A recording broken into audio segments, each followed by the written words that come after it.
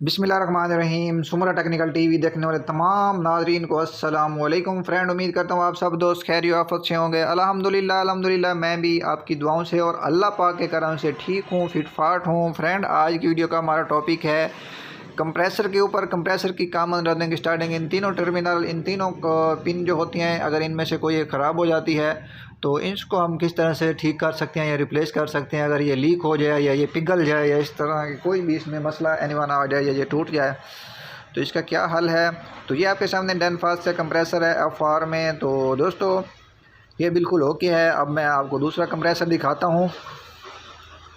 तो ये देख लें, ये वाला कंप्रेसर नेशनल का है। इनकी सिर्फ और कॉमन इनका ऊपर होता है और उनका नीचे होता है। फ़र्क इसमें यही है, वो ये थोड़ा सा उल्टा है, वो इसका निज़ाम उल्टा है अपना डेनफास्ट और इसका। तो अब एक पीस मेरे सामने एक मौजूद है कंप्रेसर, उसकी देख लें ये पिन इस तरह से हो चुकी है।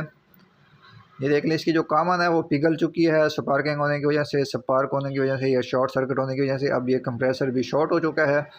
तो बाद औक़ात जगह पर हम जाते हैं तो अक्सर औक़ात कंप्रेसर को हमें देखने को मिलता है उसकी जो पिन है या तो फिर वो लीक हो चुकी है या फिर पिघल चुकी होती है।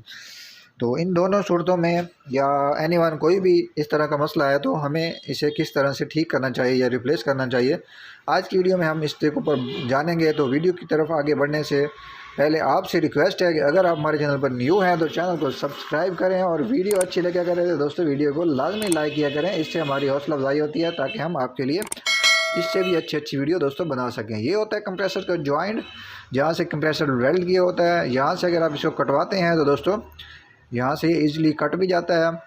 तो ये आप ले जाएंगे रिपेयरिंग वाली दुकान से, या आप आरी से भी इसको काट सकते हैं। काटने के बाद इसका नीचे वाला जो डूम है वो आप चेंज करवा दें। ये देख लें, जिस तरह से ये कंप्रेसर आपके सामने रिप्लेस हुए हुए हैं। तो इनके किसी की पंप या किसी का कोई मसाइल थे, जैसे पिछली वीडियो में मैंने आपको बताया कि कौन से कंप्रेसर रिपेयर होने के काबिल हैं और कौन से नहीं हैं।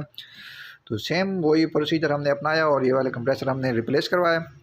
दोस्तों, इस तरह से आप इनको कंप्रेसर को कटिंग करवा कर इनको आप मुरम्मत करवा सकते हैं और इनका सिस्टम जो है वो आप ठीक कर सकते हैं। उम्मीद करता हूँ आज की शेयरिंग आपको अच्छी लगी होगी। मिलते हैं नेक्स्ट वीडियो में, तब तक दीजिए मुझे इजाज़त। दुआओं में याद रखिएगा। अल्लाह हाफिज़।